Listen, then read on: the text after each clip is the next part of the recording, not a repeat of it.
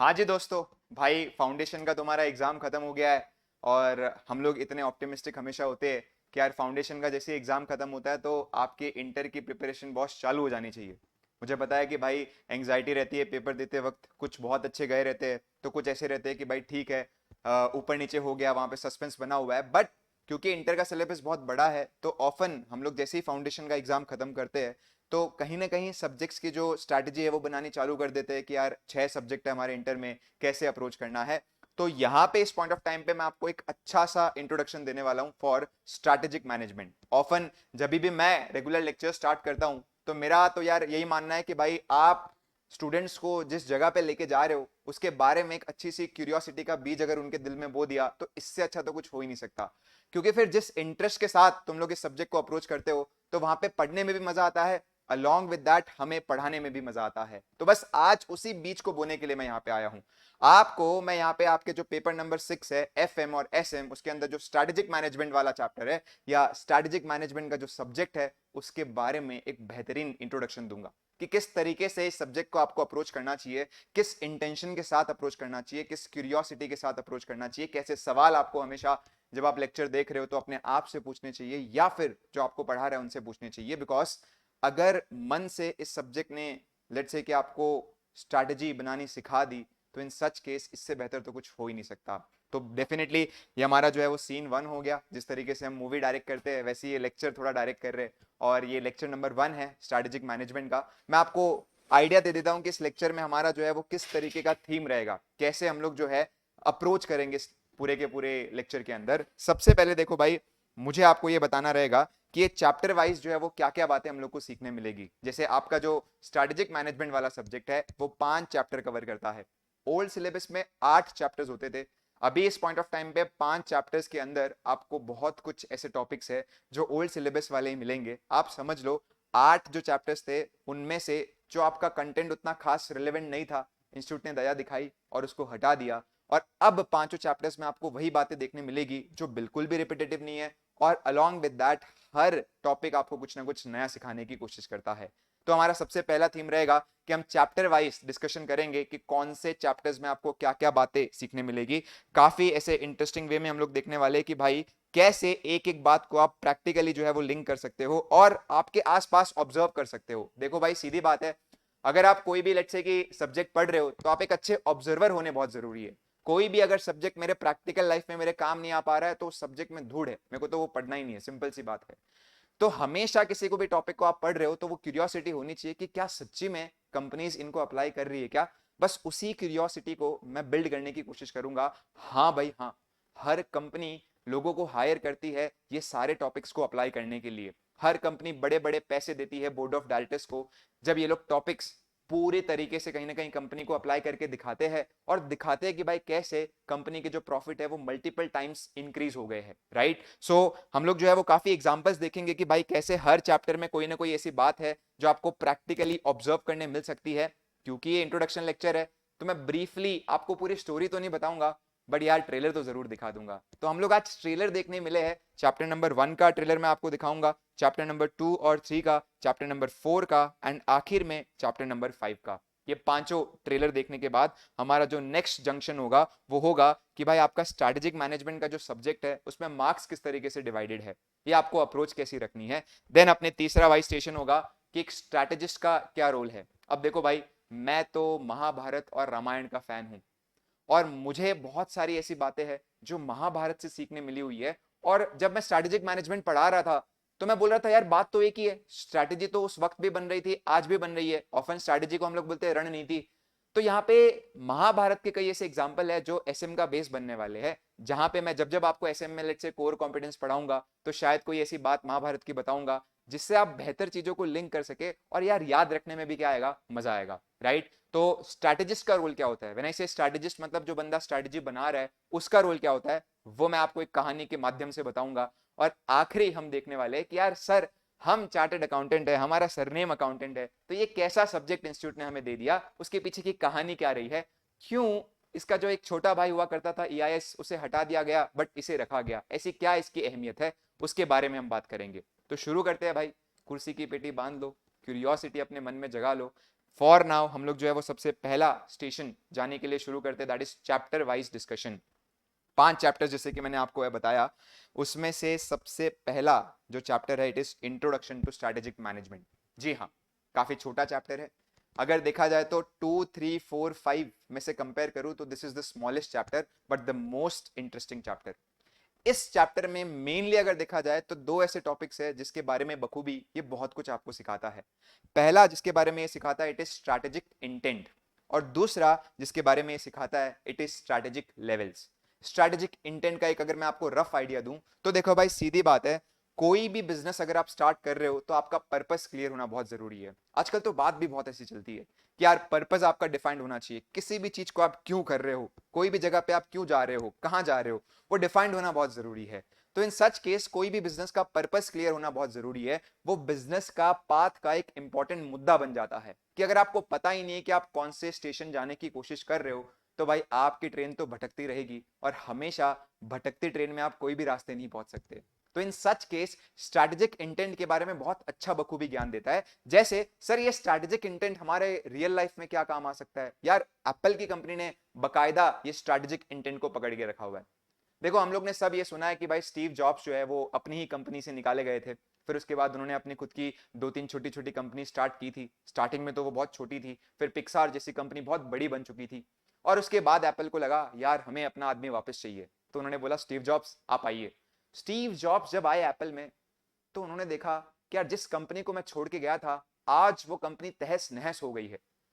Steve Jobs ने ये observe किया कि यार हमारी जो कंपनी है इस पॉइंट ऑफ टाइम पे रैंडम इनोवेशंस कर रही है, उन्हें बस खाली ऐसा है कि यार कुछ ना कुछ नया करना है। तो वो कंप्यूटर 14 वेराइटीज की बना रही है, वहां पे उस पॉइंट ऑफ टाइम पे लेट्स से कि पाम टैब हो गया, या आप समझ लो अलग अलग टाइप्स के डिवाइसेस हो गए, मतलब हर टेक कंपनी को कहीं ना कहीं जो है वो कंपीट करने की कोशिश कर रही है। और वहां पे उनके मैनेजमेंट को पता ही नहीं कि उनका फोकस क्या है। उनसे पूछा गया कि आप कंप्यूटर क्यों बना रहे हो, तो कहीं ना कहीं ऐसे बोला जाता था कि अरे हम कंप्यूटर ऐसा बनाना चाहते हैं जो लेट्स से कि ऑफिस वाले के लिए भी अच्छा हो, ये हो फलाना हो ढिकाना हो। स्टीव जॉब्स ने बोला भाई सीधी बात है, जिस तरीके से हम जा रहे हैं ना 1 साल और है, 1 साल के बाद हम यहाँ पे रहेंगे ही नहीं, हम यहाँ से खत्म हो जाएंगे। तो आज बेहतर है कि रियलाइज कर ले, let's fix our strategic intent. और स्टीव जॉब्स ने बोला कि यार देखो जिंदगी में ना सबसे ज्यादा जरूरी ये नहीं है कि क्या करना है, सबसे ज्यादा जरूरी ये डिसाइड करना है कि क्या नहीं करना है, क्योंकि चॉइसेस आपके साथ बहुत सारी अवेलेबल है। तो वहां पे deciding what not to do is more important than deciding what to do. सीधा बोल दिया कि भाई ये जो 14 प्रोडक्ट्स है जो एप्पल के आप मैक के बना रहे हो इस पॉइंट ऑफ टाइम पे, let's reduce it to 4 only. और हमारा पर्पस एकदम क्लियर है, हम ऐसे डिवाइसेस बनाना चाहते हैं जो बहुत सिंपल हो, हम ऐसे डिवाइसेस बनाया जाते हैं जहां पे डिजाइन उनके शानदार हो, हम ऐसे डिवाइसेस बनाना चाहते हैं जिसको खोलना और ऑपरेट करना बहुत ही मामूली सा टास्क हो। हम तो यहाँ पे इस पॉइंट ऑफ टाइम पे कंप्यूटर के लिए ये विजन देख रहे हैं कि आदमी को अगर फर्नीचर अपने घर पे लाना है तो हमारा कंप्यूटर भी वन ऑफ द आइटम होना चाहिए जो उसको लगाने का मन करे कि यार ये टेबल इतनी अच्छी लग रही है ऑफिस वाली, इस पे तो यार कंप्यूटर, लेकिन नहीं यार एचपी का अच्छा नहीं लगेगा, अपने तो एप्पल का लगेंगे। तो यहाँ पे डिजाइन पे इतना फोकस करेंगे, और तब से हम लोग को देखने मिलता है कि Apple is always known for its design. हालांकि स्टीव जॉब्स के जाने के बाद इनोवेशंस काफी कम हो गई है, बट आज भी उनका पर्पस बहुत क्लियर है, simple design, simple operation, with a intention कि भाई आदमी उसको एज अ डेकोरेटिव आइटम या एज अ ब्रांड कहीं ना कहीं लेकर घूम सके। और इसी का एक जीता जागता मैं एग्जांपल देता हूं कि देखो जैसे स्टीव जॉब्स जो है वो बड़े प्यार से यहाँ पे एक एप्पल का जो पाम टैब है वो हाथ में लिए हुए एकदम मुस्कुरा रहे हैं, कितना क्रिएटिव यहाँ पे लग रहा है। इस तरीके से उन्होंने जो है वो ट्रांसलुएंट कलर्स यूज किए थे टू डेवलप देयर कंप्यूटर्स, क्योंकि विजन एकदम क्लियर था कि बॉस डिजाइन जो है वो हम लोग के लिए प्राइमरी है, अलॉन्ग विद दैट कंप्यूटर की सिंप्लिसिटी, उनके जो आइकन्स की डिजाइनिंग वो सब हमारे लिए प्राइमरी है।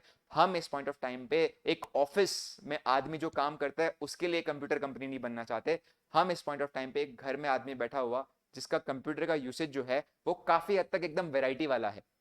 और ऐसा नहीं कि बस खाली ऑफिस का काम हो जाए और मेरा काम खत्म, उसको बहुत सारी चीजों के लिए चाहिए, लेकिन यूज बहुत सिंपल होना चाहिए। किसी के लिए ऐसा नहीं होना चाहिए कि भाई टेक्निकल वाले को बुलाना पड़ेगा और सीखना पड़ेगा, ऐसा बिल्कुल नहीं होना चाहिए। ऐसा कुछ बना दे तो मजा आ जाए।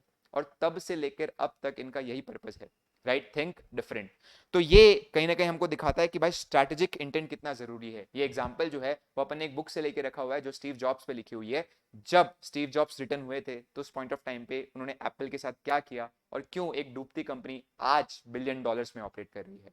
तो ये हम लोग को पहला चैप्टर और अलग अलग सिखाएगा कि भाई इस पॉइंट ऑफ टाइम पे जैसे मेरी एक फेवरेट कंपनी है कूलर की, जो बहुत बढ़िया बढ़िया कूलर बनाते हैं, तो उनका इस पॉइंट ऑफ टाइम पे विजन क्या है, राइट। वैसे ही अगर हम बात करें तो there are so many other companies जिन्होंने कैसे बिना पर्पस के स्टार्ट किया था और आज वो पर्पस के हिसाब से ही चलती है, उनके सुबह उठने का रीजन वो पर्पस है। तो कितना जरूरी है उसके बारे में ये टॉपिक बात करता है और आपको एग्जाम्पल देता है, कहीं ना कहीं आपको सिखाता है कि कैसे आप विजन मिशन और पर्पस बना सकते हो। और दूसरा इस चैप्टर में आपको बखूबी सीखने मिलता है स्ट्रैटेजिक लेवल्स के बारे में कि भाई जब आप स्ट्रैटेजीज बनाते हो तो वो 3 लेवल पे बनती है, सबसे पहले कॉर्पोरेट लेवल, दूसरा बिजनेस लेवल और तीसरा फंक्शनल लेवल। अब कॉर्पोरेट लेवल का मतलब क्या हो गया, डिसाइडिंग कि कौन से बिजनेस में जाना है और कौन से बिजनेस में नहीं जाना। जैसे यहां पे हम लोग देख सकते हैं कि क्रेड के कुणाल शाह, जिन्होंने शुरुआत तो ये सोच के साथ की थी कि यार मैं एक ऐसी एप्लीकेशन बनाऊंगा जहां पे क्रेडिट कार्ड होल्डर्स के लिए क्रेड पेमेंट या क्रेडिट पेमेंट जो है वो करना बहुत ही आसान हो, और उनको डेली रिमाइंडर्स हम देंगे ताकि वो एक भी पेमेंट में डिफॉल्ट ना करे, और उनको बताएंगे कि कौन से ऐसे क्रेडिट कार्ड कंपनीज है जो आपसे बेकायदा बेमतलब के चार्जेस वसूलती है। मतलब एक ट्रांसपेरेंसी रखेंगे कि यार एक बंदा जब क्रेडिट कार्ड लेता है तो कहीं ना कहीं क्रेडिट कार्ड उसी बंदे को मिल रहा है जो ले सकता है पहली बात तो, और वो 5-6 क्रेडिट कार्ड रखता है, तो ऑफन भूल जाता है कि यार इसकी पेमेंट जो है वो मेरी करनी रह गई, और उसके चक्कर में उसको हजारों रुपए के चार्जेस भरने पड़ जाते हैं। तो उसके लिए एक डेली रिमाइंडर का काम करेंगे और एक ऐसी ऑडियंस इकट्ठा करेंगे जो बहुत ही ज्यादा फाइनेंशियली वेल स्टेबल्ड है। इसीलिए उन्होंने क्राइटेरिया भी रखा कि हम अपने क्रेडिट को एक्सक्लूसिव बनाएंगे, अगर आपका सिविल स्कोर एक सर्टेन क्राइटेरिया को मीट नहीं करता तो माफ कीजिए, क्रेडिट पे आप अलाउड नहीं हो। तो यहां पे शुरुआत तो एक छोटे से आइडिया के साथ हुई थी, धीरे धीरे धीरे धीरे उन्होंने नोटिस किया कि अब यूजर्स तो इकट्ठा हो गए, 2.5 लाख ऐसे लोग हैं जो डेली क्रेडिट कार्ड से पेमेंट करते हैं, जो पैसे वाले लोग हैं, खर्च कर सकते हैं। अब हम इनसे पैसे बनाए कैसे, इनसे तो नहीं मांग सकते ना, ये तो ऐसा है कि भाई छोटी मोटी चीजें इनको हम दे रहे तो इसलिए हमारे ऐप पे है, बट गलती से भी मैं किसी को बोलूंगा भाई 100 रुपए तेरे को लगेंगे, तब जाके मैं रिमाइंडर दूंगा तो बोलेगा भाई टाटा बाय बाय। तो इन सच केस इन्होंने बहुत सारी ब्रांड के साथ कांटेक्ट किया और बोला ब्रांड देखो हमारे पास एक ऑडियंस है जिनको आप एडवर्टाइज कर सकते हो और अपना प्रोडक्ट बेच सकते हो। तो जितने भी नई नई ब्रांड्स है वो क्रेडिट के पास आने लगी, और आज के टाइम पे कहीं ना कहीं अगर देखा जाए तो इट इज लाइक कि भाई क्रेडिट कार्ड रिमाइंडर और अमेजॉन की तरह आपका प्लेटफॉर्म बन चुका है कि जहां पे बहुत सारी चीजें आप ले भी सकते हो, आपको बहुत सारे डिस्काउंट्स एंड ऑल भी मिलेंगे, रिवॉर्ड पॉइंट्स भी ऑल मिलेंगे। बट ये पहले का विजन है, आज उनकी कॉर्पोरेट लेवल टीम ने जान लिया कि भाई ये विजन आपका बहुत सीमित है, इसको थोड़ा एक्सपांड करना पड़ेगा। शायद कुणाल शाह ने पहले से इस विजन को देखा हुआ था और मेरे को हमेशा लगा था कि भाई ये लोग ऐसा करेंगे।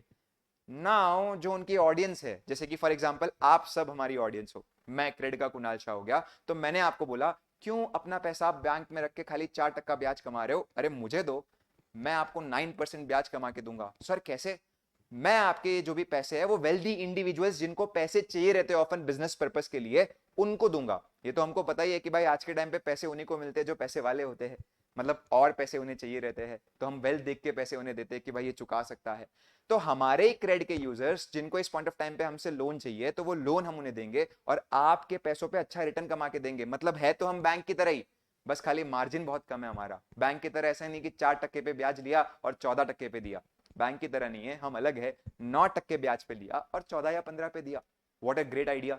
तो इन्होंने जो है वो सर्विस स्टार्ट की, क्रेड मिंट और क्रेड मनी। अब क्रेड मनी और क्रेड मिंट के अलावा और भी कई ऐसे इन्होंने जो है वो बिजनेस मॉडल जान लिए कि कैसे ये यूजर बेस का फायदा उठाया जा सकता है।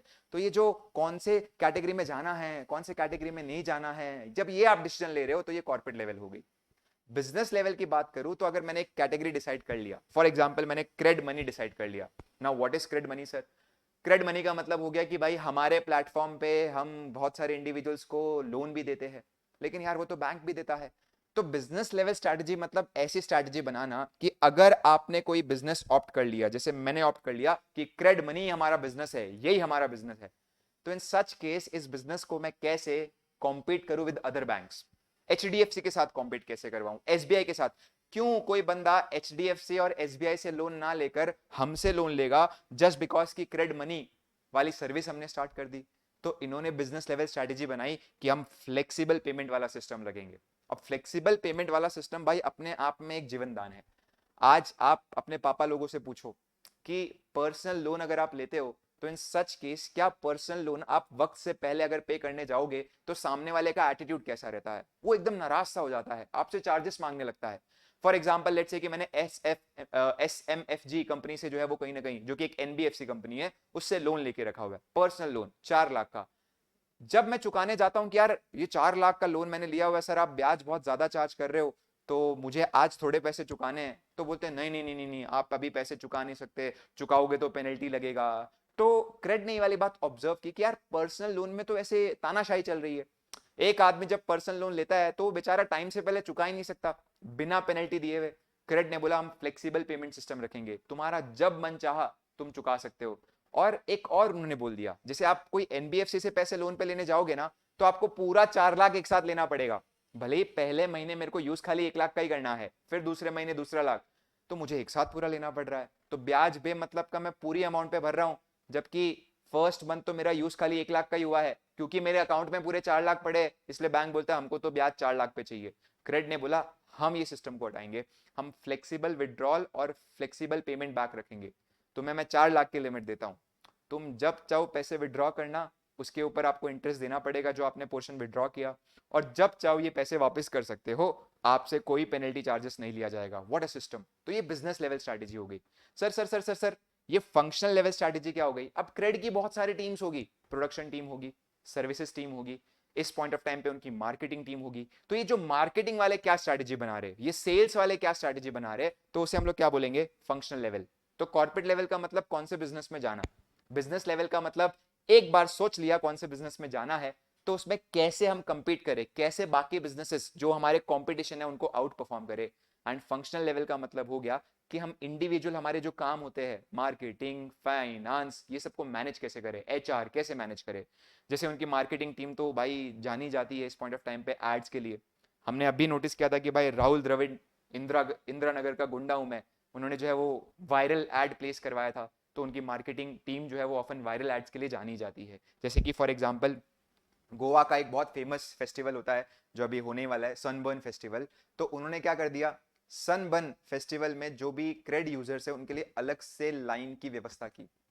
अब बाकी जो नॉन क्रेड यूजर्स है वो बेचारे लंबी लंबी घंटों घंटों तक लाइन में खड़े हुए थे, लेकिन जिनके पास क्रेड था, जिनके मोबाइल पे क्रेड था, जिन्होंने जो है वो क्रेड में लॉगिन करके रखा था, जो क्रेड के मेंबर्स थे, उनके लिए एक छोटी सी लाइन थी। तो बाकी जन देखते ऐसे हैरान हो गए कि यार इनको पहले जाने दे रहे हो, अरे उनकी वाली कंपनी ने पैसे भरे इसलिए पहले जाने दे रहे, तुम्हारी वाली तो कोई ऐसी कंपनी नहीं है। सो इस तरीके से अवेयरनेस आ गई। लेट्स से कि हम लोग का कोई यूजर है, तो उसके बर्थडे पे उसके ऑफिस में हम लोग ने कोई केक भेज दिया, तो फिर 4 लोग ने पूछा अरे केक कहाँ से आया, केक कहाँ से आया? अरे वो क्रेड में मेरा क्या एप्लीकेशन है, तो उसमें मैंने मेंबरशिप लेके रखी, वहां से आ गया। सो वायरल मार्केटिंग पे इनका मेन ध्यान रहता है। यहाँ पे इस पॉइंट ऑफ टाइम पे ये कहीं ना कहीं फंक्शनल लेवल स्ट्रैटेजी हो गई, ऐसी इनकी HR की स्ट्रैटेजी होगी अपनी, राइट। सो ऐसे बहुत सारे आपको जो है वो स्टोरीज देखने मिलेंगी जब आप चैप्टर नंबर 1 देखोगे, introduction to strategic management. Sir इस पॉइंट ऑफ टाइम पे एकदम हम लोग को जो है वो बातें समझ आ रही है। जैसे आपको मैं थोड़ा सा बता दूं कि एक क्रेड का जो सर्विसेज वो देते हैं, राइट, तो ये उनका कॉर्पोरेट लेवल स्ट्रैटेजी हो गया। फ्री इनकी functional level strategy, exclusive privileges only for CRED members at Sunburn festival, तो ये उनकी फंक्शनल लेवल स्ट्रैटेजी है, उनकी मार्केटिंग टीम की स्ट्रैटेजी है। 1 में क्यूरियोसिटी खत्म करने के बाद आप पहुंचोगे चैप्टर नंबर 2 और 3 में, जो भाई और बहन है, strategic analysis, internal and external analysis. अब इनके कुछ टॉपिक्स मैं आपको बताता हूं कि भाई क्या काम आने वाले हैं। जैसे एक इनका टॉपिक है पेस्टल एनालिसिस। सर ये पेस्टल वाला वर्ड तो सुना हुआ लग रहा है, हाँ भाई सुना है तुम लोग ने। Political, economical, social, technological, legal और इन्वायरमेंटल, ये एनालिसिस तो भाई हर कंपनी के लिए बहुत जरूरी है, क्योंकि ये 6 ऐसे फैक्टर्स हो गए जो आपकी कंपनी पे डेली लाइफ पे इंपैक्ट डालते ही रहते हैं, आपके प्रॉफिटेबिलिटी पे इंपैक्ट डालते ही रहते हैं। जैसे अगर मैं इंडिगो एयरलाइंस की बात करूं, तो उसके अंदर पॉलिटिकल एनालिसिस इतना जरूरी है कि अगर आप देश की सरकार को इग्नोर करोगे तो कैसे चलेगा। फॉर एग्जाम्पल लेट से कि हमारे देश की सरकार ने इंटरनेशनल फ्लाइट्स के लिए 520 रूल रखा हुआ है। अब यार कुछ भी हो मुझे ये रूल मानना पड़ेगा, तो definitely I am impacted with the 520 rule. सोचो आज एक मैं नई कंपनी हूं जिनके पास 520 रूल क्या हो गया, कि आप 20 साल से, कहीं ना कहीं आप 5 साल से ऑपरेट कर रहे हो और आपके पास 20 एयरक्राफ्ट है, तो यार ये 520 रूल्स तो नई कंपनीज के लिए सेटिस्फाई करना पॉसिबल ही नहीं है। कि अगर आप इंटरनेशनल, फॉर एग्जांपल ये रूल किसके लिए हो गया, मैं एक इंडिगो एयरलाइंस हूं, मुझे इंडिया से बाहर अगर लेट से कि अपनी प्लेन लेके जानी है और लोगों को इंडिया से लेट से बांग्लादेश, नहीं बांग्लादेश तो नहीं, श्रीलंका या फिर लेट से USA कई जगह पे पहुंचाना है, तो इन सच केस हम किस तरीके से इस पॉइंट ऑफ टाइम पे जो है ऑपरेट कर सकते हैं। तो आपको ये रूल फॉलो करना पड़ेगा कि आपका 5 साल का एक्सपीरियंस है और आपके जो पूल ऑफ फ्लाइट्स है वो 20 है, विच शो केस कि भाई आप एक लार्ज कंपनी हो विद द एक्सपीरियंस। तो यार जब तक ये रूल इस पॉइंट ऑफ टाइम पे जो है वो मैं फॉलो ही नहीं करूंगा, तब तक मेरा मार्केट क्या रहेगा, छोटा रहेगा। पहले साल की कंपनी को तो ऐसा रहेगा, सर मैं तो खाली डोमेस्टिक में ही जा सकती हूँ, बाहर तो प्लेन उड़ा ही नहीं सकती, मेरा तो वो 520 रूल मीट ही नहीं होता। सो ये पॉलिटिकल की बात हो गई। अलॉन्ग विद दैट टेक्नोलॉजी वाला रूल भी इम्पैक्ट करता ही है। फॉर एग्जाम्पल आज के टाइम पे ये जो सैटेलाइट बेस्ड नेविगेशन सिस्टम आया है, कितना मस्त सिस्टम है आज के टाइम पे। टेक्नोलॉजी इतना मस्त, जैसे कि फॉर एग्जांपल जैसे हम जब एक रास्ते से दूसरे रास्ते जाते हैं तो हम गूगल मैप्स यूज करते हैं, बट वी ऑफन फील्स कि भाई ये गूगल मैप तो रास्ता लंबा बताता है कभी कभार, तो हमारा तो पेट्रोल ज्यादा लग जाता है, टाइम ज्यादा लग जाता है। वेल इंडिगो एयरलाइंस ने अपनी टेक्नोलॉजी में इतना अच्छा इन्वेस्ट करके रखा हुआ है कि हमारे जो पायलट ऊपर जो जहाज उड़ा रहा है अकेला बेचारा, वो बेचारे पायलट को पता चल जाता है कि कौन सा बेस्ट पॉसिबल एयरवे रूट है जहां पे ट्रैफिक नहीं मिलेगा। ऑब्वियसली ऊपर भी तो अपना ट्रैफिक होता है, और जहां पे आप समझ लो लॉन्गिट्यूड और लैटिट्यूड के कारण बहुत जल्दी से पहुंचा जा सकता है एक जगह से दूसरी जगह पे। तो डेफिनेटली इस बात का इंपैक्ट है। अरे मैं तो बोलता हूँ कि भाई तुम जब प्लेन में बैठे हो तो उसके जो विंग्स है वो विंग्स ऐसे टिल्टेड होते हैं, ऐसे सीधे नहीं होते हैं, उनको विंगलेट्स बोलते हैं। तो ये विंगलेट्स भी कहीं ना कहीं टेक्नोलॉजिकल इनोवेशन है, जिसके कारण भाई काफी फ्यूल सेव होता है। क्योंकि जब आप प्लेन लेट से कि ऐसे सीधे फ्लैप वाली रखते हो तो प्रेशर बहुत आता है इस पॉइंट ऑफ टाइम पे हवा को काटने में, तो वहां पे बहुत ज्यादा फ्यूल यूज होता है एज अ एनर्जी। बट जैसे ही आप इनको ऐसे कर देते हो तो आपका फ्यूल काफी कम यूज होने लग जाता है। नाउ डेफिनेटली हम ऐसा नहीं बोल सकते कि टेक्नोलॉजिकल इन्वायरमेंट हमें हेल्प नहीं करता, तो उसके बारे में हम लोग बहुत सारे एग्जांपल डिस्कस करेंगे कि कैसे बहुत सारी कंपनीज के लिए पॉलिटिकल, टेक्नोलॉजिकल, सोशल, लीगल, जैसे लीगल का अभी अभी रिसेंट में आपको एग्जांपल देता हूं कि डीजीसीए जो एयरलाइन अथॉरिटी है, उन्होंने ऐसे रूल लाया था और वो रूल के कारण लोगों के लिए टिकट प्राइस हो सकता है काफी सस्ती हो जाए। जैसे कि फॉर एग्जांपल पहले क्या होता था कि भाई एयरलाइन आपको जब टिकट्स देती थी तो इन सच केस वो ऐसा रखती थी ऑप्ट आउट वाला सिस्टम, कि for example they used to charge for the different different service, कि भाई ऊपर आपको म्यूजिक सिस्टम चाहिए क्या, उसका इतना पैसा है, ऊपर आपको खाना उसका इतना पैसा है। बट ये सारी चीजें बाय डिफॉल्ट टिक रहती थी, और अगर यूजर थोड़ा कॉन्शियस है, उसको ऐसे समझ में आ गया कि भाई ये तो टिक किया हुआ है, मुझे अनटिक करना है तो मेरा पैसा कम हो जाएगा, तो इन सच केस कुछ आपके अनटिक कर लेते थे कॉन्शियसली। बट बहुत लोग तो ऐसे है कि जिनको पता भी नहीं है कि ऐसे कोई बाइफरकेशन भी है और ऐसे कुछ ऑलरेडी टिकिंग होके रखी हुई है। तो पहले आपका सिस्टम क्या चलता था कि ऑलरेडी जो भी सर्विसेज एयरलाइन दे रहा है बाय डिफॉल्ट आप उसे ऑप्ट कर रहे हो, अनलेस आप उसे क्या करते हो, अनटिक करते हो। आज के टाइम पे डीजीसीए ने बोल दिया इसका उल्टा करो, ये सारे बॉक्सेस को आप अनटिक ही रखो, लोगों को जो चाहिए रहेगा वो टिक करेंगे, लोगों को जो नहीं चाहिए रहेगा वो टिक नहीं करेंगे। अब इससे एक कॉन्शियस चॉइस होने लगेगा कि यार मैं कौन सा टिक करूं कौन सा टिक नहीं करूं। तो ऑब्वियसली आपके जो है वो 100-200 रुपए भी बचते हैं। तो मतलब भाई इंडिगो जैसी फ्लाइट्स में 2200 रुपए की टिकट अगर हमारे लिए 1800 हो जाए या 1900 हो जाए तो अपने लिए तो भाई सेविंग ही है। तो ये नया रूल जो है वो डेफिनेटली टिकट प्राइसेस पे इंपैक्ट डालेगा, एयरलाइन के रेवेन्यू पे इंपैक्ट डालेगा। तो ऐसे पेस्टल एनालिसिस के एग्जांपल ढेरों हमको डिस्कस करने पड़ेंगे, क्योंकि आपको एग्जाम में ऐसे इंडिपेंडेंट क्वेश्चन आएंगे कि आपको एक इंडस्ट्री दे देंगे और बोला जाएगा चलो बताओ आपका ये जो पेस्टल वाला फैक्टर है वो कैसे उस इंडस्ट्री पे इंपैक्ट करता है। तो आपको आना चाहिए।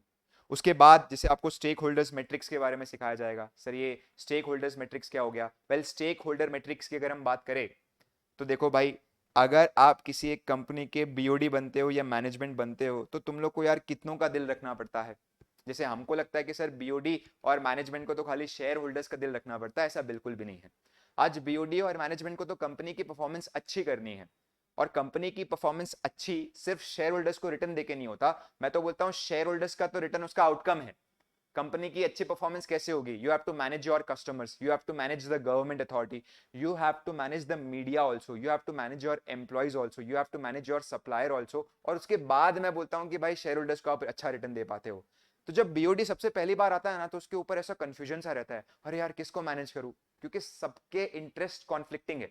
कॉन्फ्लिक्टिंग है मतलब सरकार को अगर आप सही से टैक्स दोगे तो शेयर होल्डर का रिटर्न कम होगा, कस्टमर को अगर आप अच्छी क्वालिटी का माल दोगे अगेन शेयर होल्डर का रिटर्न कम होगा, एम्प्लॉयज को अगर आप सैलरी अच्छी नहीं दोगे तो क्वालिटी कंप्रोमाइज होगी, बट सैलरी अच्छी दोगे तो शेयर होल्डर का रिटर्न कम होगा। तो ये बंदे को समझ नहीं आ रहा कि भाई किस आदमी को मैं सीरियस लूं और किस आदमी को नहीं लूं। स्टेक होल्डर्स मैट्रिक्स समझाता है कि भाई सारे लोग इंपॉर्टेंट है, बट वक्त वक्त में कुछ हमेशा हमारे लिए सीरियस रहते ही है जिनको लेना ही पड़ता है, और कुछ ऐसे है जो कभी कभार सीरियस होते हैं और कभी कभार ऐसा है कि उनको ऑटोमेटिक मोड पे भी आप छोड़ सकते हो। तो in such case stakeholders matrix BOD के लिए काम बहुत आसान कर देता है कि भाई देख, सबको अभी खुश रखना जरूरी नहीं है, कुछ ऑलरेडी खुश है उनको मत छेड़, कुछ बहुत जल्दी दुखी हो जाते हैं उनको कहीं ना कहीं तो खुश रखने की कोशिश कर। तो इस तरीके से आपको कैसे इतने सारे स्टेक होल्डर्स को मैनेज करना है वो एक मैट्रिक्स के माध्यम से समझाया जाता है चैप्टर नंबर 2 में और चैप्टर नंबर 3 में। डेफिनेटली प्रैक्टिकली हम लोग के लिए बहुत काम आने वाला है, राइट। उसके अलावा आपको यहाँ पे देखने मिलता है कि भाई पोर्टर 5 फोर्सेस के बारे में सीखने मिलेगा। माइकल पोर्टर स्ट्रैटेजी के देवता माने जाते हैं।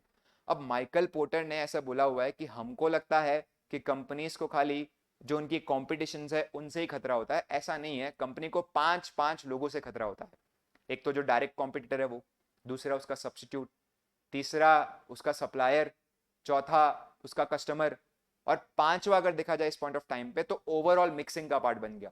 तो इन सच केस आपको देखना पड़ेगा कि भाई किसी भी इंडस्ट्री में अगर तुम काम करने जा रहे हो तो उस इंडस्ट्री में अगर ये पांचों ही फोर्सेस स्ट्रांग है ना, तो भाई हाथ जोड़ो ऐसी इंडस्ट्री को और कदम सोच समझ के रखना, कदम फूक फूक के रखना। लेकिन अगर आपको लगता है कि भाई इस इंडस्ट्री में पांचों में से खाली एक फैक्टर सुपर स्ट्रांग है तो आप कदम रख सकते हो। जैसे मैं एक नेटफ्लिक्स का एग्जांपल देता हूं कि ये 5 फैक्टर्स कैसे नेटफ्लिक्स पे इंपैक्ट डालते हैं। फॉर एग्जांपल लेट्स से आज जो नेटफ्लिक्स है ये बहुत सारे लोगों से कंटेंट लेता भी है प्लस खुद के कंटेंट भी बनाता है। अब नेटफ्लिक्स जब बहुत सारे लोगों से कंटेंट लेता है तो उसे एक प्राइस उन्हें पे करनी पड़ती है टू परचेज दैट कॉपीराइट।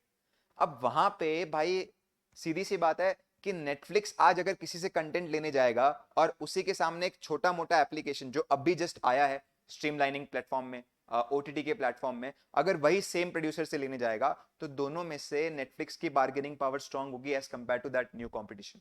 जैसे कि फॉर एग्जांपल तुम लोग यहाँ पे खुश नसीब रहोगे अगर नेटफ्लिक्स तुम्हारी मूवी हमारे प्लेटफॉर्म पे दिखाता है, बट कुछ जगह पे नेटफ्लिक्स को भी झुकना पड़ता है, जैसे टीवीएफ हो गया। अब टीवीएफ के तो कंटेंट के लिए सारी एप्लीकेशन जो है वो मरती है। तो इन सच केस वहां पे ऐसा होता है कि भाई नेटफ्लिक्स बोलता है ए टीवीएफ प्लीज तेरा वाला जो सीरीज है वो मेरे यहाँ पे चलाने देना। तो देखो भाई एक जगह पे नेटफ्लिक्स को पैसे सामने वाला नहीं बता रहा, नेटफ्लिक्स बता रहा है कि भाई कितने दूंगा, जब उसकी बार्गेनिंग पावर बहुत वीक है। फॉर एग्जाम्पल लेट्स से कि एक प्रोड्यूसर है छोटा मोटा प्रोड्यूसर, उसका नाम ही छोटा मोटा प्रोड्यूसर हो गया, वहां पे नेटफ्लिक्स बोलता है खुश नसीब हो तुम जो मैं अपनी एप्लीकेशन पे आपको अपनी सीरीज दिखाने दे रहा हूं, चुपचाप जो पैसा दे रहा हूं वो ले लो। वहीं अगर टीवीएफ की बात करें तो वहां पे ऐसा नहीं है। लेकिन एक नए इंडस्ट्री में अगर आप जाओगे as a new OTT player, let's say कि फॉर एग्जांपल हम चालू कर देते हैं ऐसा विशाल स्टूडेंट एप्लीकेशन, तो इन सच केस भाई अपने को तो हर एक के सामने ऐसे हाथ झुकाना पड़ेगा, अरे सर प्लीज आपका कंटेंट हमारे प्लेटफॉर्म पे लाओ ना। तो देखो कैसे ही इंपैक्ट करता है। वैसे ही अगर हम बात करें तो नेटफ्लिक्स के लिए ऐसा लगता है कि भाई उनकी कंपटीशन सोनी लिव, हॉटस्टार और जी है। वेल ये सारे लोग डायरेक्ट कॉम्पिटिटर है। असल नेटफ्लिक्स के जो कॉम्पिटिटर है वो इस पॉइंट ऑफ टाइम पे ऐसी चीजें हैं जो नेटफ्लिक्स देखने से लोगों को रोकती है, जो उनका टाइम, क्योंकि नेटफ्लिक्स के लिए सबसे ज्यादा वैल्यूएबल एलिमेंट क्या हो गया, उनके यूजर बेस का टाइम। हर वो एक्टिविटी जो उनके यूजर बेस का टाइम खा रही है वो उनका इनडायरेक्ट कंपटीशन है। मेरा यूजर बेस तो आजकल पढ़ने लग गया, या नेटफ्लिक्स तो कोई देखता ही नहीं है, इनका पढ़ना कैसे रोक सकते हैं, या अपने प्लेटफॉर्म पे ऐसा कंटेंट कैसे ला सकते हैं जो हमारे प्लेटफॉर्म पे ये पढ़ना चाहे। तो देखो उनको ये सोचने वाला मुद्दा हो गया ना।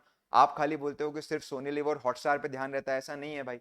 हमारा यूजर आजकल जिम बहुत जाता है यार, इसको जिम में कैसे मैं कहीं ना कहीं टैप कर सकता हूँ, तो वो एक तरीके से यहाँ पे बात हो गई। हमारा इस पॉइंट ऑफ टाइम पे जो यूजर है यार सोता बहुत है, सोने बहुत लग गया है यार, ये तो मेरी सीरीज देखता ही नहीं है, ऐसे थोड़ी नहीं चलेगा। तो आप देखो इस पॉइंट ऑफ टाइम पे नेटफ्लिक्स के लिए इनडायरेक्ट कंपटीशन कौन हो गया, हर वो चीज जो नेटफ्लिक्स का क्या खाती है, टाइम कहीं ना कहीं खा रही है। मतलब आप समझ लो नेटफ्लिक्स पे यूजर को आने नहीं दे रही है, तो उन्हें टैप करना भी नेटफ्लिक्स को सोचना पड़ता है, राइट। और वैसे ही अगर हम बात करें तो नेटफ्लिक्स के सप्लायर और ज्यादा यहाँ पे इंपैक्ट करते हैं उस पर। जैसे AWB जो क्लाउड सर्विस देता है, तो उनसे कहीं ना कहीं उनकी बार्गेनिंग पावर वीक ही है अगर देखा जाए तो, बिकॉज AW सर्विसेज तो बहुत लोगों को देता है क्लाउड सर्विसेज, तो वहां पे एक फैक्टर हो गया। इंडियन बायर को देखना पड़ता है नेटफ्लिक्स को। तो मतलब आप समझ लो, तुम्हें लगता होगा कि सर हमें तो बस खाली अपने कंपटीशन से बच के रहना है, ऐसा बिल्कुल भी नहीं है। आपको अपने सप्लायर से बच के रहना है, आपको अपने डायरेक्ट कंपटीशन से, इनडायरेक्ट कंपटीशन से, कस्टमर से, इन सब से बच के रहना पड़ेगा। जितना परेशान आपको हर लोग करेगा उतना इंडस्ट्री आपके लिए जो है वो बेकार साबित होगा। तो हर इंडस्ट्री का ऐसे हम लोग को फोर्सेस को एनालिसिस करना सीखना पड़ेगा कि एयरलाइन के लिए ये 5 फोर्सेस किस तरीके से इंपैक्ट करती है। तो ये इंडस्ट्रियल एनालिसिस हो गया जो हम लोग यहाँ पे इस टॉपिक में सीखेंगे। तो 2 और 3 में और भी बहुत सारे मॉडल्स है। तो मतलब भाई ये सारी चीजें बाय डिफॉल्ट आज के टाइम पे मार्केट लैंग्वेज में यूज होती रहती है, बहुत सारी खबरें आती रहती है पोर्टर 5 फोर्सेस के ऊपर एंड ऑल, राइट। तो ये 2 and 3 में हम सीखेंगे। आपको स्लाइटली थोड़ा सा लग सकता है कि भाई चीजें बहुत अच्छी लग रही है लेकिन फास्ट जा रही है, बिकॉज ये इंट्रोडक्शन लेक्चर हो गया। तो यहाँ पे हम बस खाली चीजों को समराइज वे में समझ रहे, क्यूरियोसिटी क्रिएट कर रहे, इन्हीं को डिटेल में अपने को पढ़ना है with the greater example, with the more example, ताकि हम ऐसे एग्जाम्पल एग्जाम में बना पाए। तो चैप्टर नंबर 2 और 3 में ऐसी बेहतर बेहतर चीजें आपको सीखने मिलेगी कि कैसे एक्सटर्नल फैक्टर को हम एनालाइज करें और कैसे इंटरनल को मोर इवैल्यूएटिव फॉर्म में।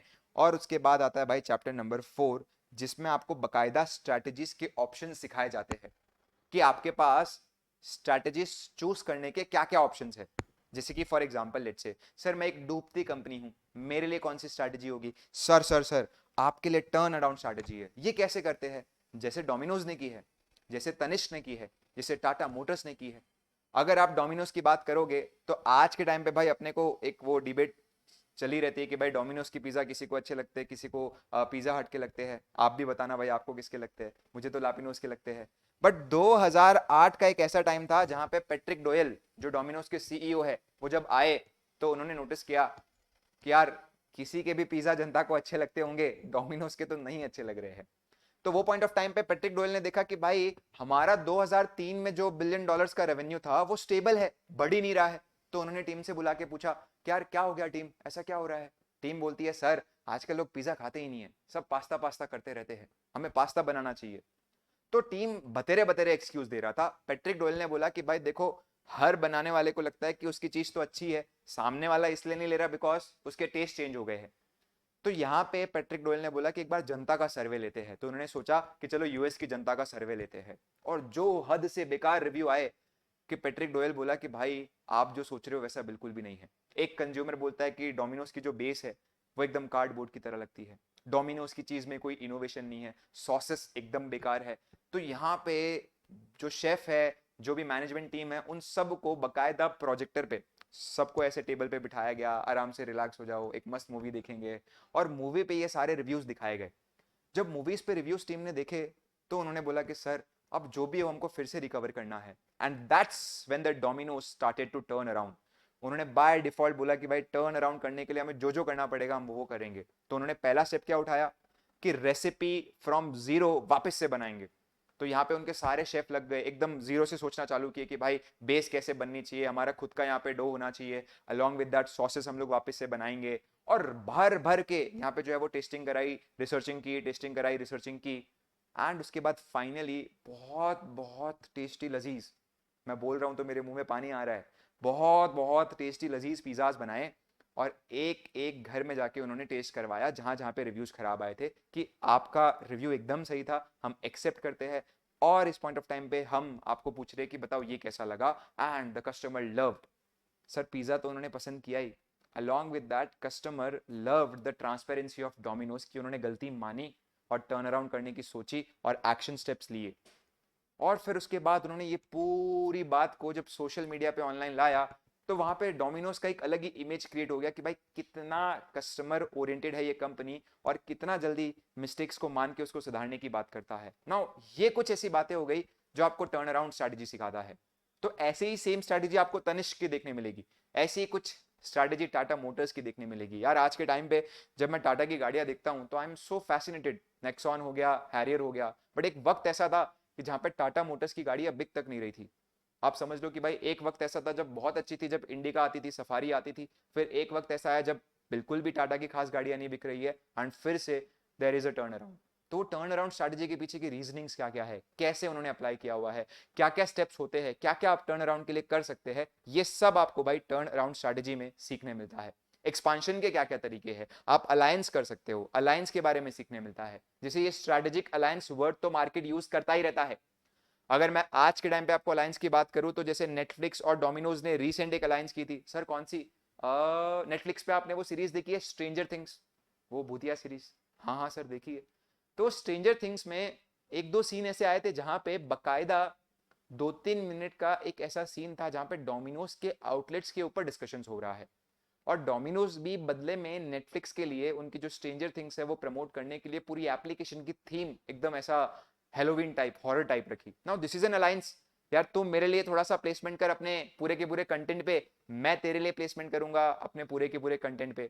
ऐसी ही बकायदा अलायंस हम लोग को सड़कों पे चलते दिखती है जब आप बात करते हो मारुति और टोयोटा की। मैं एक बार भाई गाड़ी जब देख रहा था कि भाई कौन सी लेनी सही रहेगी, तो उस पॉइंट ऑफ टाइम पे मैं थोड़ा सा सरप्राइज हो गया ये देख के कि भाई टाटा और मारुति, सॉरी टाटा नहीं टोयोटा, टाटा आता है ना, टोयोटा और मारुति जो है उनकी गाड़ी एकदम सेम है मॉडल वाइज। एक जगह पे अगर देखोगे तो बलेनो और ग्लांजा तो ये टाइप होके रखा हुआ है, जहां पे एक कंपनी ने दूसरे कंपनी को बोल दिया यार तेरी डिजाइन बहुत अच्छी रहती है, हम ये सारी डिजाइनिंग अच्छे से कर नहीं पाते, would you like to share this design with me. और यहाँ पे सिर्फ एक गाड़ी की डिजाइन की बात नहीं हो रही है, ऐसे ही बहुतों गाड़ियों की जो डिजाइन है वो यहाँ पे एक कंपनी दूसरे के साथ शेयर करता है। जैसे ये एक एग्जांपल हो गया टाइजर और फ्रॉन्क्स का। तो इस तरीके से भाई अलायंस आप कर सकते हो, जहां पे पहली बार ऐसा देखा गया कि यार हर जब जब बहुत सारे प्लेयर्स मार्केट में हो जाते हैं ना, 20 कंपटीशन, तो उसमें दो जन हाथ मिला सकते हैं। जैसे पुराने टाइम पे जब युद्ध होता था तो दो तीन जन हाथ मिलाते अलाई कर देते थे, तो इन सच केस ऐसी अलायंस एंटर की जा सकती है, राइट। तो ये अलायंस भी अपने आप में क्या बन सकती है, आपकी स्ट्रैटेजी बन सकती है। मार्केट को कैसे आप पेनिट्रेट कर सकते हो उसके बारे में काफी अपने जो है वो एग्जांपल देखते हैं इसके अंदर, राइट। तो ये कुछ स्ट्रैटेजीज के बारे में, और फिर उसके बाद कुछ मॉडल्स के बारे में आपको चैप्टर नंबर 4 सिखाता है।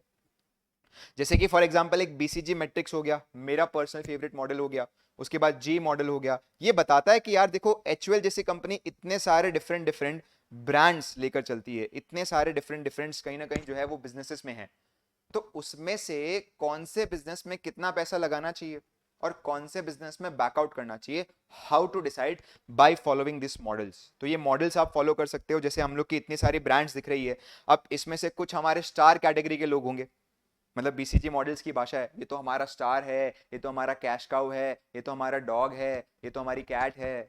ऐसे जानवरों की बातें नहीं है, इनके पीछे का लॉजिक है।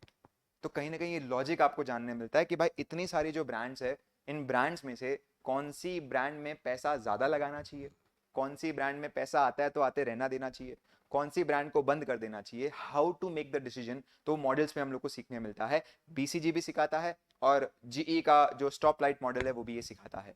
तो ऐसे बहुत सारी भाई चीजें, चॉइसेस आपको कैसे लेनी है वो हमारा चैप्टर नंबर 4 कहीं ना कहीं आपको बताता है।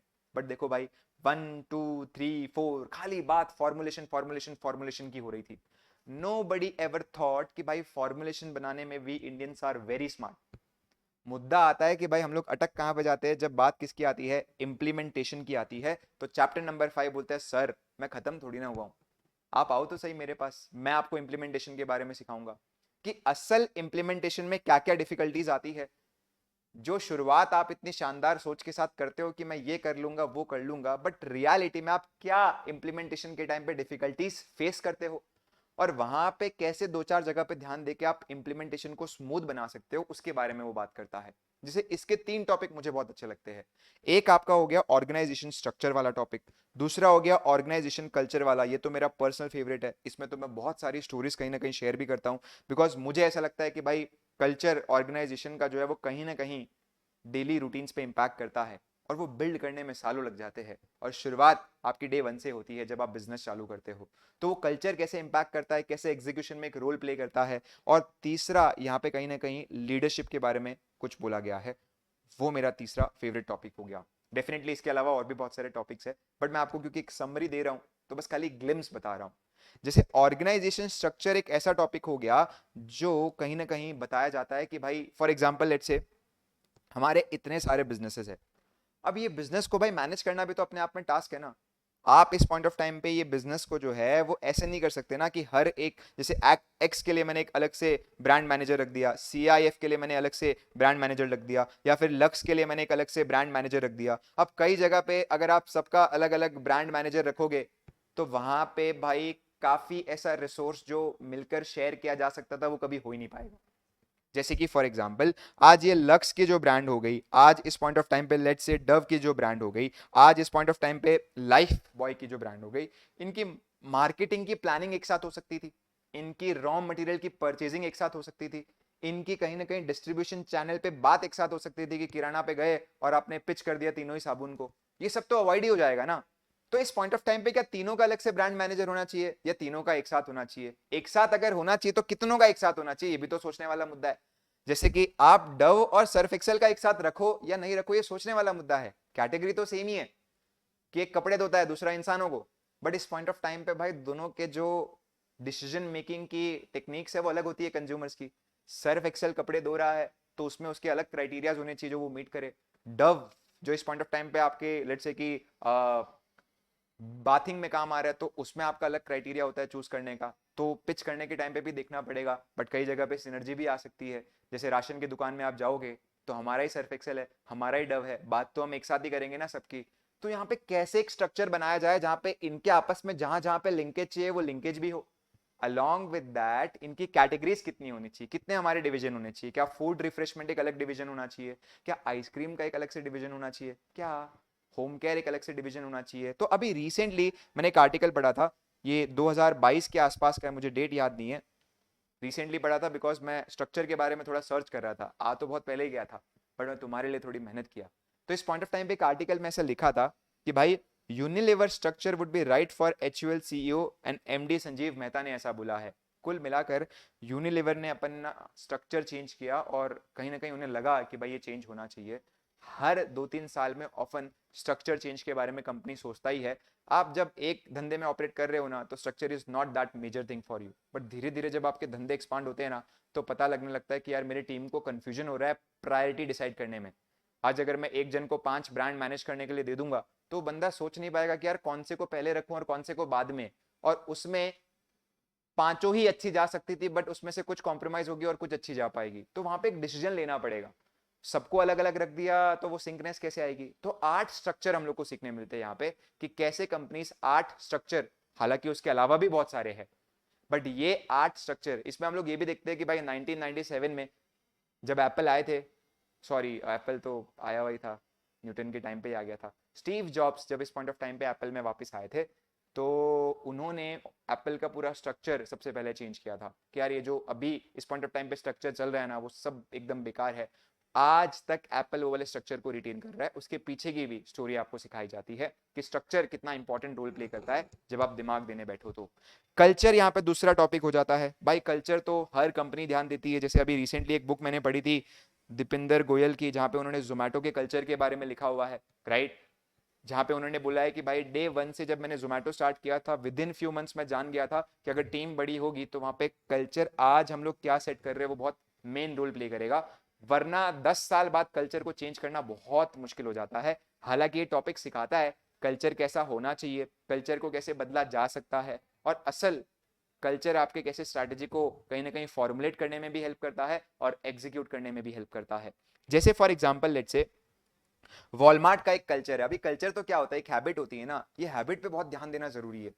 वॉलमार्ट की एक हैबिट है कि भाई स्टोर में जब भी लोग आ रहे हैं तो उनके आने से पहले वॉलमार्ट के जितने भी स्टाफ है वो एक जगह पे खड़े होंगे और वॉलमार्ट एंथम के साथ चीयर करेंगे एक दूसरे को कि we are the employees of Walmart, we serve customer with our full heart. And जब बात आएगी कि भाई मैं अपने एम्प्लॉइज की मदद करूं या कस्टमर की पहले करूं तो always for us customer should be the first, और उसके बाद एम्प्लॉयज की और उसके बाद खुद की। मतलब आपके ऐसे थॉट्स जब आप रिपीटेटिवली डेली बेसिस पे लेट्स से कि डिराइव करते हो और आपका वो जो लीडर है वो एनर्जी के साथ ये एंथम दोहराता है और आप उसे रिपीट करते हो तो वो फील आ जाता है जो अपने स्कूल के प्रेयर्स में आती थी, जो पॉजिटिविटी आपके स्कूल्स के प्रेयर्स में आती थी, वो भी तो एक कल्चर का पार्ट है ना। कल्चर इज रूटीन कि आप डेली क्या क्या करते हो, तो ये रूटीन पे जब आप बारीकी से ध्यान देने लगते हो तो पता चलता है कि भाई हम ऑर्गेनाइजेशन में कैसा माहौल ला सकते हैं। तो टाटा का जो कल्चर हो गया, वॉलमार्ट का जो कल्चर हो गया, उससे हम लोग को क्या सीखने मिलता है इसके बारे में कहीं ना कहीं ये टॉपिक में हम लोग जानते हैं। एंड उसके बाद यहाँ पे थर्ड टॉपिक हो गया लीडरशिप। तो चैप्टर नंबर 5 टॉक्स अबाउट कि स्ट्रैटेजीज हम लोग इंप्लीमेंट कैसे कर सकते हैं। तो इस तरीके से भाई 5 चैप्टर्स का इंट्रोडक्शन तो हो गया। अब उसके बाद भाई मैंने बोला था कि दूसरा हम लोग का पार्ट होगा कि थोड़ी सी एग्जाम रिलेटेड बात कर लूं। सर पहले लेक्चर में बता दो एग्जाम रिलेटेड क्या क्या है। देखो भाई पहले लेक्चर में बताऊंगा तो आपको याद तो वैसे भी नहीं रह पाएगा, बेहतर है कि धीरे धीरे धीरे धीरे थोड़ी थोड़ी चीजें जो है वो मैं अनफोल्ड करता रहता हूँ। जैसे आप जब सीए इंटर का एग्जाम दे रहे हो तो लॉ में जितनी आपने प्रैक्टिस की थी कि यार लिखना आना चाहिए, लिखना आना चाहिए, लॉ में अगर आपने ठीक से नहीं लिखा है तो नंबर नहीं मिलेंगे, ये बात इंटर के हर थियरी सब्जेक्ट्स के लिए एप्लीकेबल है कि अगर आपको लिखना नहीं आता है तो मतलब भाई आप सोचते बहुत अच्छा हो बट उस सोच को जब आप बयां ही नहीं कर पा रहे हो पेपर के अंदर एक अच्छे वे में, तो वही बात है ना कि क्लाइंट के सामने जब आप खुद कंफ्यूज होकर चीजें बक बक बक बक कर रहे हो तो क्लाइंट आपको पैसे देगा ही नहीं। लेकिन यही चीजों को आप अच्छे से फॉर्मुलेट करके आर्टिकुलेट करके प्रेजेंट कर रहे हो तो लगेगा यार इसको तो 1 लाख रुपए देने बनते इस एडवाइस के। तो वो प्रेजेंटेशन किस तरीके से आपकी होनी चाहिए उसके बारे में मैं टिप्स आपको देता रहूंगा जैसे जैसे चीजें अनफोल्ड होती जाएगी। अलॉन्ग विद दैट एक बार पेपर पैटर्न अगर मैं आपके साथ डिस्कस करूं तो 50 नंबर का पेपर है, उसमें से आपके 15 नंबर का केस बेस्ड एमसीक्यू आएगा और 35 नंबर ऐसे हैं जहां पे डिस्क्रिप्टिव क्वेश्चंस आएंगे। डिस्क्रिप्टिव क्वेश्चन में कुछ डायरेक्ट क्वेश्चन भी होंगे और कुछ आपके केस स्टडी जहां पे आपको चीजों को आइडेंटिफाई करनी पड़ेगी। और यहाँ थोड़ा सा रोल आता है कि आप भाई चीजों को याद करोगे वो काफी नहीं है, आपको चीजों को याद के साथ पहचानना भी आना चाहिए, तब जाके आपको नंबर मिलेंगे, खास करके ये वाली जगह पे। और डिस्क्रिप्टिव में भी ऐसा होता है कि भाई ऑफन देखा जाता है कि भाई स्टूडेंट पहचानने में गलती करता है तो वो जो ए पॉइंट है वो रॉन्ग होता है, तो आपका समझ लो बी वाला आप जितना भी भर भर के लिख के आए हो बाय डिफॉल्ट वो रॉन्ग हो गया। तो ऐसे कुछ हम लोग को जो है वो एज इन पढ़ना है कि जहाँ पे हम लोग चीजों को पहचानना सीख जाए। कोई केस दिखा तो उसमें ये वाली स्ट्रैटेजी अप्लाई हो रही है, कोई बात देखी इसमें इंप्लीमेंटेशन की बात हो रही है, तो ये थोड़ा सा हम लोग को आइडेंटिफाई करना आना चाहिए तब जाके। और कुछ कभी कभार 5-7 नंबर के आउटसाइड द बुक क्वेश्चन भी आ जाते हैं जो थोड़े से सब्जेक्टिविटी पे होते हैं। ऐसे आउटसाइड द बुक मतलब ऐसा नहीं कि बुक के टॉपिक से रिलेट नहीं करेगा, बुक के टॉपिक से ही रिलेट करेगा, बट आपको खुद थोड़ा बना के आना पड़ेगा। जैसे एक आध कंपनी का नाम आपको दे देंगे, वो कौन से बिजनेस में थोड़ा बहुत ऑपरेट कर रही है उसके बारे में दे देंगे और आपको बोलेंगे चलना इसका विजन और मिशन स्टेटमेंट लिख के बता, देखते कितना अच्छा है। अब वो सबका अलग अलग हो सकता है, तो वहां पे आपको सब्जेक्टिव मार्क्स मिलेंगे। जैसे किसी ने बहुत अच्छा लिखा रहेगा तो फुल भी मिल जाएगा, किसी ने एवरेज लिखा रहेगा तो एवरेज मिलेगा, बट उसका कोई एक डिफाइंड ऐसा रूल नहीं होगा कि ऐसा ही स्टेटमेंट होना चाहिए। वो वहां पे आपको कहीं ना कहीं क्रिएटिविटी दी जाएगी, लिबर्टी दी जाएगी, राइट। तो ये यहाँ पे हो गया कि भाई 50 नंबर का आपका पेपर है, 15 नंबर के आपके एमसीक्यूज आएंगे केस बेस्ड, 35 नंबर के डिस्क्रिप्टिव क्वेश्चन आएंगे mix of direct and case based. और उसके बाद नेक्स्ट हमारा जो पार्ट है it is role of strategist. Role of strategist एक सीन मुझे बहुत अच्छा लगता है जहां पे बकायदा बताया गया है कि भाई स्ट्रैटेजिस्ट आपके लिए कितना जरूरी है। कुछ लोगों ने अगर महाभारत देखी है तो कहीं ना कहीं ये फोटो देख के उनके दिमाग में आ ही गया होगा कि सर किसके बारे में बात कर रहे हैं। थोड़ा एक बार बताना भी भाई कितने जन जो है वो महाभारत देखे और उनके फैन है, राइट। रोल ऑफ स्ट्रैटेजिस्ट जो है, रोल ऑफ स्ट्रैटेजिस्ट का मतलब होता है, देखो स्ट्रैटेजी ये अंग्रेजों ने शब्द हमें नहीं दिया है। स्ट्रैटेजी का मतलब होता है रणनीति, कि हम लोग कोई भी रणनीति बना रहे हैं तो उसको हम लोग क्या बोलते हैं, स्ट्रैटेजी बोलते हैं। और जो बंदा रणनीति बनाता है जिसको हिंदी में हम बोलते हैं रणनीतिज्ञ, उसको हम लोग क्या बोलेंगे, स्ट्रैटेजिस्ट बोलेंगे।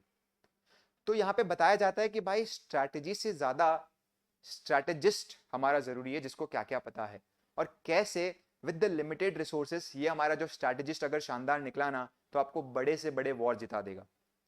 एक बहुत अच्छा प्रसंग आता है जहाँ पे कृष्णा जी जो है वो विश्राम कर रहे होते हैं और वो ऐसे बोल के रखे रहते हैं पिछले दिन कि कोई भी मेरे सामने अगर लेट से कि कल के दिन आएगा सबसे पहले तो वो जो मांगेगा मैं उसे दे दूंगा। अब यहाँ पे ऐसा होता है कि भाई एक जगह पे दुर्योधन यहाँ पे बैठा रहता है और एक जगह पे उनके पैरों के पास अर्जुन खड़ा रहता है। दुर्योधन ये बोलता है कि अभी तो वासुदेव सो रहे हैं, नींद में डिस्टर्ब नहीं करना चाहिए, कृष्णा जी सो रहे, नींद में डिस्टर्ब नहीं करना चाहिए, मैं बाजू में जाके आराम कर लेता हूँ, बैठ जाता हूँ और मुंह के सामने बैठता हूँ। और अर्जुन बोलता है कि यार ये तो भगवान है, ये सोएंगे तो फिर मैं उनके सामने बैठ कैसे सकता हूँ, तो मैं पैरों के बाजू में खड़ा रहता हूँ, I will wait for that. Krishna ji सबसे पहले आंख खोलते हैं तो अर्जुन को देखते हैं और सबसे पहले अर्जुन क्योंकि सामने आता है तो यहाँ पे अर्जुन को बोला जाता है कि अर्जुन आपको क्या चाहिए।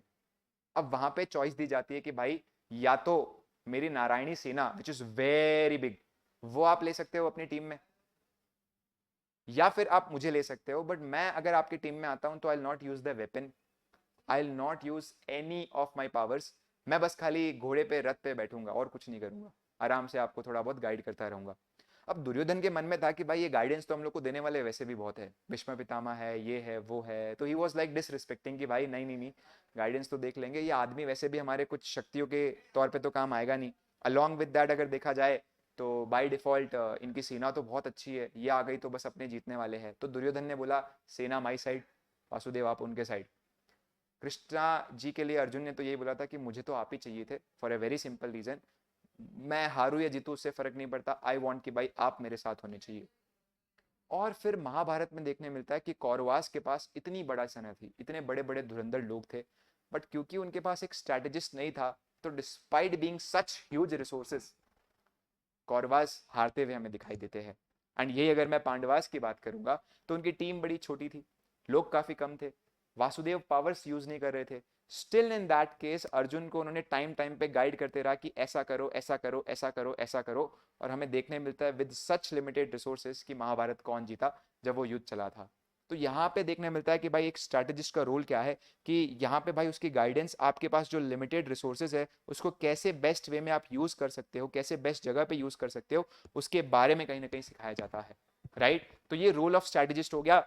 आखिरी एक बात जो मुझे आपके साथ करनी है, why strategic management for chartered accountant. Sir हम, हमारा सरनेम देखो, हमारे सरनेम के पीछे क्या लिखा हुआ है, अकाउंटेंट्स। तो सर चार्टेड अकाउंटेंट है, अच्छा डेबिट क्रेडिट कर रहे हैं sir, strategy strategy strategy, why why why why why. तो देखो भाई एक बहुत फेमस, मुझे नहीं पता कि ये कोट रतन टाटा का ही है क्या, बट मेरे टाइम पे तो ये कोट बहुत फेमस था जब मैं पढ़ाई करता था, कि यार रतन टाटा जी ऐसा बात बोला करते थे। अब मैं भाई इस बात को लेकर वेरीफाई तो नहीं कर सकता कि इन्होंने बोली है क्या, बट ये बात मैंने बहुत बार सुनी है कि I need MBA for running my business but CA to teach them how to run the business. Often जब मैं सीए कोर्स में आया था तो ऑफन मेरा एक जो है ना मोटिवेशन फैक्टर था कि यार लोग उस वक्त सीए को वैल्यू बहुत देते थे। मतलब आप समझ लो कि हर एडवाइस के लिए सीए को पूछा जाता था। जैसे कि फॉर एग्जांपल लेट से टैक्स कितना भरना है, कैसे भरना है, कहाँ बचाया जा सकता है, पैसे कहाँ लगाने चाहिए, कौन से शेयर्स में इन्वेस्ट करने चाहिए, अकाउंटिंग कैसे करनी चाहिए। अरे मैं तो बोलता हूँ इतना ज़्यादा होता था कि सीए के लिए उस टाइम पे ऐसा नॉर्म बना हुआ था, क्योंकि कोर्स बहुत डिफिकल्ट था और बहुत ज़्यादा कम परसेंटेज आपका होता था जब रिजल्ट निकलता था। तो ऑफन एक ऐसा परसेप्शन आ गया था कि यार सीए के पास तो दिमाग बहुत होता है और इनसे हर चीज पूछी जा सकती है। कई कई जगह पे तो मैंने ये भी देखा है कि भाई लड़के के लिए जो है वो शादी किसके साथ करनी है वो भी सीए से ही पूछ लेते हैं, जोक्स अपार्ट। बट मैं बोल रहा हूँ कि भाई इतनी ज्यादा हमसे राय ली जाती थी, बट उस राय के भाई पैसे ही नहीं मिलते थे, ना ही सीए मांग पाता था, ना ही कोई आदमी देना चाहता था। फ्री की राय थी तो सब मांग रहे थे, पैसे कोई दे ही नहीं रहा था, बिकॉज हमें वो राय को आर्टिकुलेट नहीं करना आता था। यही सेम राय जब मैकेंसी और बीसीजी से कंपनी दे रही थी, एमबीए जब दे रहा था, same to same opinion, in fact हम ज्यादा बेटर राय दे पा रहे थे। बट हम यहाँ पे कहीं ना कहीं जो है वो बोलने में थोड़े से पीछे रह गए थे कि भाई चीजों को कैसे हम लोग को जो है वो लेट से सामने वाले को आर्टिकुलेट करना है। वहां पे स्ट्रैटेजी सिर्फ वर्ड ना यूज करूँ, थोड़ी सी बेटर वर्ड यूज करूँ, थोड़ा सा जो है वो मॉडल्स वाले वर्ड्स यूज करूँ, अलॉन्ग विद दैट एक थोड़ा सा बोलते हैं ना कि रैंडमली हमारा दिमाग तो बहुत अच्छा काम कर रहा है बट उसको एक सिस्टम नहीं मिला हुआ है कि भाई स्ट्रैटेजी सोचते टाइम पे अगर मैं ये सीक्वेंस में सोचूंगा ना तो बहुत ज्यादा बेटर जवाब भी दे पाऊंगा और सामने वाले को समझा भी पाऊंगा कि क्यों आपके लिए सबसे बेस्ट है, और तब जाके एज अ कंसल्टेंसी ये भी हमारी एक सोर्स ऑफ इनकम हो सकती है। तो इंस्टीट्यूट ने ये वाली बात रियलाइज की कि यार राय तो अपने दे रहे, थोड़ा सा इसको अगर सिस्टमैटिक बना दे तो हम भी स्ट्रैटेजिक कंसल्टेंट बन सकते हैं। आज जैसे टैक्स कंसल्टेंट है, अकाउंटेंट कंसल्टेंट है, वैसे ही क्या बन सकते हैं, अपने स्ट्रैटेजिक कंसल्टेंट बन सकते हैं। और वो कंसल्टेंसी चार्जेस हम लोग as a source of income कमा सकते हैं। और इसीलिए आज तक ये सब्जेक्ट हमारे सिलेबस में है, एसएम बोल के, जो आपकी जो एडवाइस है उसको और बेहतर बनाता है, उसको एक कॉन्क्रीट फॉर्म देता है जिसके कारण आप सामने वालों से रेवेन्यू कमा सको। तो इसीलिए भाई स्ट्रैटेजिक मैनेजमेंट जैसा सब्जेक्ट आज भी है। इसका एक और छोटा भाई था, छोटा भाई तो नहीं बोलेंगे, उस वक्त तो बहुत बड़ा भाई था वो, ईआईएस, वो हट गया लेकिन एसएम है। और कहीं ना कहीं इसका बहुत अहम रोल है जब आप कंसल्टेंसी देने जाओगे अलग अलग फर्म्स को, जो कि आपका एक सोर्स ऑफ रेवेन्यू होना चाहिए, एज अ बिजनेस मॉडल ये आपका होना चाहिए। किसी भी भाई सब्जेक्ट को आप जब पढ़ रहे हो तो हमेशा मन में क्यूरियोसिटी होना चाहिए। जैसे कि फॉर एग्जांपल आपने जब ये कोर्स में कदम रखा था तो ऑफन ये माइंडसेट के साथ रखा था, यार यहाँ पे बहुत कुछ सीखने मिलेगा, मैंने सुना है कि भाई सीए ये जानता है वो जानता है, तो मुझे बहुत कुछ जानने मिलेगा। तो मेरा आपसे ये बोलना है कि भाई वो एग्जाम के माइंडसेट में खो मत जाना, हालांकि एग्जाम के कुछ महीनों में खोना भी जरूरी है to clear the exam. But initial months में जब आप फर्स्ट टाइम किसी सब्जेक्ट को उठा रहे हो, प्रिपेयर कर रहे हो ना, तो आप अपने दिमाग को फुल एकदम भाई मंथन करने दो, घिसने दो। जितना ज्यादा किसी बात को लेकर आप अपने दिमाग में मंथन करते हो, घिसते हो, उतने बेटर आप उस पर बनते हो, उतना कॉन्फिडेंस उस टॉपिक पे आपको आता है। तो इंश्योर करना कि आप कैसे भी पढ़ो, कहीं से भी पढ़ो, कोई भी टॉपिक पढ़ो, हर जगह पे आप एक अच्छा कहीं ना कहीं मंथन करो, यार प्रैक्टिकली इसे मैं कैसे अप्लाई कर सकता हूँ। एग्जाम का टाइम जब नजदीक आता रहेगा तो भाई थोड़ा एग्जाम ओरिएंटेड भी बन जाना, बिकॉज सिलेबस बहुत बड़ा है।